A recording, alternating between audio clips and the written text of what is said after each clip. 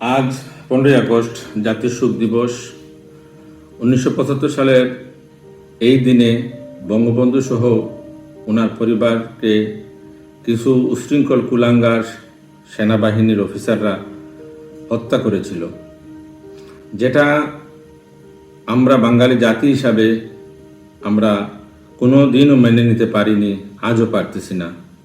সেই দিনটি জাতীয় শোক দিবস হিসাবে বাংলাদেশের আপামর জনগণ এটাকে সবসময় লালন করেছিল। বর্তমানে যে সরকার, জঙ্গি সরকার ক্ষমতায় আসার পর এই জাতীয় শোক দিবস বাতিল করেছে, সেটা আমরা কোনোভাবেই দুঃখিত হতে চাই না, কেননা এরা বাংলাদেশের স্বাধীনতার পক্ষের শক্তি নয়। কিন্তু গতকাল রাত থেকে দেখতেছি আজকে পর্যন্ত কিছু বিএনপির নামধারী সন্ত্রাসী বাহিনী মব জাস্টিস করে বাংলাদেশের সাধারণ মানুষ যারা বঙ্গবন্ধু সেই পুরা বাড়িতে গিয়ে বঙ্গবন্ধুকে স্মরণ করার জন্য যাচ্ছেন, তাদেরকে মারধর করে পুলিশে দিচ্ছেন। আপনারা কি আসলেই বাংলাদেশ জাতীয়তাবাদী দল বিএনপির সৈনিক কিনা?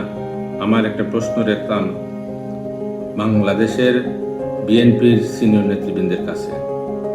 বাংলাদেশের আগামীর ভবিষ্যৎ কি হবে আমি জানি না, কিন্তু যদি বিএনপির নামধারী এরা যদি বিএনপির না হয়ে থাকে, যথাযথ ব্যবস্থা না নেন, বঙ্গবন্ধুর আত্মা শান্তি পাবে না, আমরা সেই বাংলাদেশে বসবাস করার যোগ্য হব।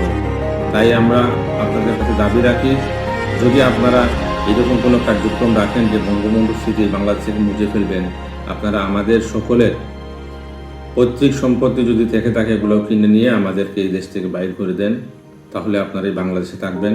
নতুবা স্বাধীন বাংলাদেশের স্থপতিকে বাদ দিয়ে স্বাধীন বাংলাদেশ থাকবে না, স্বাধীন বাংলাদেশে কেউ বসবাস করতে পারবেন না।